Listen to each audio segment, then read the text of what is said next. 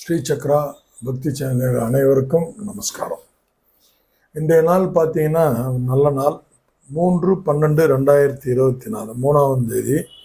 தமிழ் மாதம் கார்த்திகை 18 எப்பவுமே ஒரு விசேஷம் இருக்குது. ஆடி 18 அதெல்லாம் சொல்கிறாங்க இல்லையா. அந்த கார்த்திகை 18 போது அது ஒரு ஸ்பெஷல் டே தான். அதுக்கப்புறம் பார்த்தீங்கன்னா இன்னைக்கு நட்சத்திரம் பார்த்தீங்கன்னா மூலம், பூராடம். மூல நட்சத்திரம் இன்னைக்கு ட்ராவல் ஆகுது. பூராடம் ஈவினிங் மேலே ட்ராவல் ஆகுது. சந்திராசிரமம் பார்த்தீங்கன்னா இன்னைக்கு நேற்று முருகப்பெருமான் கடவுள், நேற்று முருகரை பற்றி கொஞ்சம் சொல்லியிருக்கணும், மறந்துட்டேன். இன்னைக்கு கிருத்திகை 2 பட்டு வர்றதுனால இன்றைக்கே கிருத்திகையாக எடுத்துக்கூட இன்றைக்கி செய்யலாம். இன்றைக்கி சாயங்காலம் வரைக்கும் கிருத்திகை இருக்குது.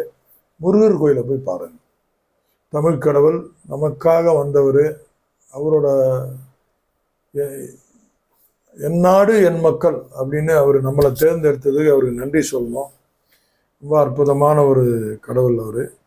நட்சத்திரம் பார்த்தீங்கன்னா ரோகிணி நட்சத்திரம். இன்னைக்கு ரோகிணி ஒரு சிறப்பு மிகுந்த நட்சத்திரம், உச்சம் பெறும் இடம் அது.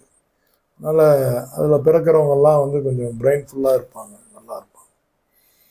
இன்றைக்கு நாள் பார்த்தீங்கன்னா சிறப்பாக எதுவும் இல்லை, நார்மல் டே தான். இன்னைக்கு மேஷராசி நேயர்கள் இன்னைக்கு பரிபூர்ண ஓய்வாக இருப்பாங்க. நீ நல்லா இருக்கும். டென்ஷன் இல்லாமல் ஓய்வாக இருப்பாங்க. ரிஷபராசி நேயர்களுக்கு பார்த்தா ஒரு கன்ஃபியூஷனான ஒரு நேரம். இன்னைக்கு கொஞ்சம் சனியும் குருவும் கொஞ்சம் டிஸ்டர்பில் இருக்காங்க. அதனால் இன்னைக்கு ரிஷபராசி நேயர்களுக்கு ஏன்னா ஜென்மத்தில் குரு சந்திரன் உச்சம் பெறாருல்ல, அதனால் கொஞ்சம் டென்ஷன் ஆகும். குழப்பம் நிறைந்த நாள். இது செய்யலாமா அது செய்யலாமான்னு இருக்கும். வேணாம், ஒத்தி போடுங்க. மிதுனராசி நேயர்களுக்கு நலம் பழிக்கும் நாள். இன்னைக்கு அவங்களுக்கு முதல் நன்மையை செஞ்சுப்பாங்க, பிறருக்கும் நன்மை செய்வார்கள். கடகராசி நேயர்களுக்கு இன்னைக்கு அமோக வெற்றி, எல்லாத்துலேயும் வெற்றி கிடைக்கும். சின்ன சின்ன பிளான் பண்ணி சக்ஸஸ் பண்ணிட்டு போவாங்க. சிம்மராசி நேயர்களுக்கு பார்த்தீங்கன்னா சுகம் நிறைந்த நாள். ரொம்ப நல்லா இருக்கும். சுகம் நிறைந்த நாள். ஹாப்பினஸ், அவங்களுக்குள்ளே ஒரு ஹாப்பினஸ் இருக்கும். அதுதான் சுகம் நிறைந்த நாள். கன்னிராசி நேயர்களுக்கு பார்த்தீங்கன்னா இன்னைக்கு நட்பு வட்டாரங்களில் ஒரு நல்ல ஒரு அனுகூலமான செய்தி அதெல்லாம் வரும். துலாம் ராசி நேயர்களுக்கு பார்த்தீங்கன்னா இன்னைக்கு சாந்தம், அமைதி. சுகம் வேற, அமைதி வேற, நல்லா புரிஞ்சுக்கணும். அமைதி விழிப்புணர்வோடு இருக்கும்போது தான் கிடைக்கும். இதுதான் அமைதி. அடுத்து விருச்சிக ராசி நேயர்களை கவனமாக ஒர்க் பண்ணணும். இன்னைக்கு சில தருணங்கள், சில கஷ்டங்கள் எல்லாம் வரும், வாய்ப்பு இருக்கிறது. அதனால் கொஞ்சம் கவனமாக. தனுசு ராசி நேயர்கள் பார்த்தீங்கன்னா இன்னைக்கு புதிய முயற்சி ஏதாவது செய்வாங்க. இது நம்ம எதிர்காலத்துக்கு தேவைன்னு எல்லாரும் பண்ணிட்டு தானே இருக்கிறோம். இன்னைக்கு பண்ணுங்க, அது ஒரு ஃபேவரான நாளாக இருக்கும். மகர ராசி நேயர்கள் பார்த்தீங்கன்னா இன்னைக்கு ஒரு ஆர்வம் மிகுந்த நாளாக இருக்கும், நல்லா இருக்கும். ஒரு ஆர்வமாக, ஒரு எனர்ஜெட்டிக்காக. இப்போ எனர்ஜி ஃபுட் எடுத்தால் கொஞ்சம் அப்படியே இருக்கு இல்லையா, ஒரு டீ சாப்பிட்டோன்னா ஒரு தூக்க கலகம் போகுது இல்லையா, அந்த மாதிரி ஆர்வம் நிறைந்த நாள் இன்னைக்கு மகர ராசி நேயர்களுக்கு. கும்பராசி நேயர்களே கொஞ்சம் ஃபியர், பயம் கலந்த நாள். பயம் எங்கே முடிகிறதோ அங்கு எதிர்காலம் தொடங்குகிறது. ஓஷோ பொறுத்தொழில். ஸோ இன்னைக்கு பயத்தோடு எதையும் செய்யாதீங்க, ஒரு நாள் தள்ளி வச்சுட்டு செய்யுங்க. மீனராசி நேயர்களே கொஞ்சம் அனைவரும் கொஞ்சம் எதிர்ப்பு, உங்களுடைய கருத்துக்களுக்கு எதிர்ப்பு, ஆர்குமெண்ட்ஸ் எல்லாம் வரும். ஸோ அந்த மாதிரி ஏதாவது வந்தால் தவிர்த்துருங்க, பேசுறதை தவிர்த்துருங்க, அமைதி ஆயிடுங்க மீனராசி நேயர்கள். திருப்பியும் கரணம் பார்த்தீங்கன்னா கௌலவம், தைத்துளம். இன்னைக்கு வழக்கம் போல் 2 பேர் 2 விளக்க வச்சு போடுங்க. கௌலவம் மதியானம், அதுக்கப்புறம் தைத்துளம். நாளைக்கு வெடிகாலம் போட முடியாத தைத்துளத்தை இன்றைக்கே போட்டுருங்க, ஈவினிங் மேலே போடுங்க. சக்ஸஸ் ஆகும், கண்டிப்பாக சக்ஸஸ் ஆகும். இந்த கர்ணத்தோட இந்த பார்ட் முடியுது. அடுத்து என்ன நம்ம எதை பற்றி பேசலாம்?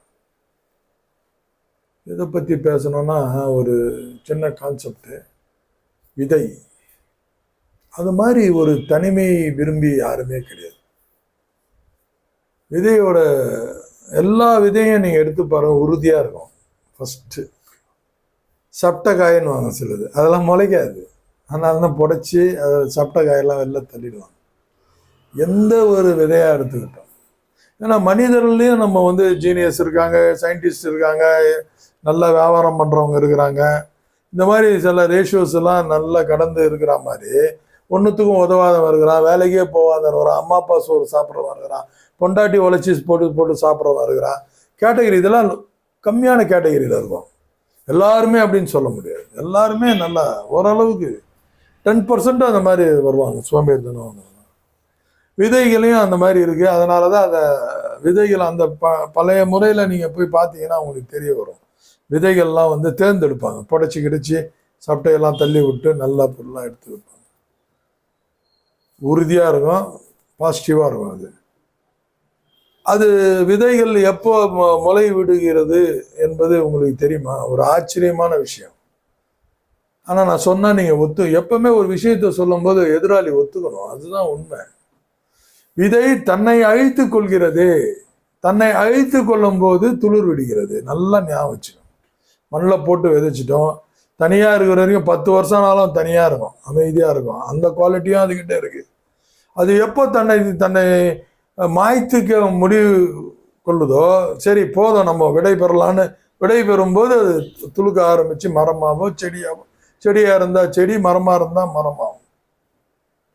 இதில் ஒரு ஆழ்ந்த கருத்து இருக்கு, புரியுதுங்களா? எதுக்கு இவ்வளோ எக்ஸ்பிளைனோன்னு இதை சொன்னேன்ட்டு. நீ எப்போ உன்னை நீ அழிச்சிக்கணும்னு முடிவு பண்றியோ அந்த கணத்துல இருந்து நீ பிரகாசம் அடைவாய். கண்டிப்பா. எத்தனை பேர் அந்த லாஸ்ட் மினிட்ல போய் முடிவு மாத்திட்டு வெளில வந்து ஜெயிச்சவன் எத்தனை பேர் இருக்கிறான்? பெரிய பெரிய ஆளுங்க சுயசரிதையை எடுத்து பாருங்க. கலாம் சார் எடுத்துக்கோங்க. ஏரோநாட்டிக் போகணுன்னு அவருக்கு ஆசை, கிடைக்கல. அங்கே சுற்றி இங்கே சுற்றி இமயமலை போய் அது இது போய் அதெல்லாம் ஒரு ஆச்சரியமா இருக்குது. அவர் இஸ்லாத்தில் பிறந்து இமயமலையை நோக்கி போறாரு. ஏதோ ஒரு உள்ளுணர்வு அவரை தள்ளுது. அங்கே ஒரு சாமிஜி கிட்ட ஆசீர்வாதம் பெற்று வந்து திருப்பி சயின்டிஸ்டாக ஜாயின் பண்றாரு. கடைசியில் அதையெல்லாம் தாண்டி ராக்கெட்டே கூட போயிட்டார். அவர் தன்னை அழித்துக்கணும்னு முடிவுக்கு பண்ண காரணம் அது. அந்த இடத்துல விடுபட்டு ஒரு பிரகாசம் அடையும். ஒரு விதை போல நீ வரணும், ஒரு இடத்துல நீ முடிவு பண்ணணும், எக்ஸ்போஸ் ஆகணும். போடான்னு நீங்க முடிவு பண்ணும்போது ஒரு புதிய கிடைச்சி. நண்பர்களே, யூஸ்ஃபுல்லாக இருக்கும்னு நினைக்கிறேன். தேங்க்ஸ் ஃபார் வாட்சிங். வாழ்த்துக்கள். நமஸ்காரம்.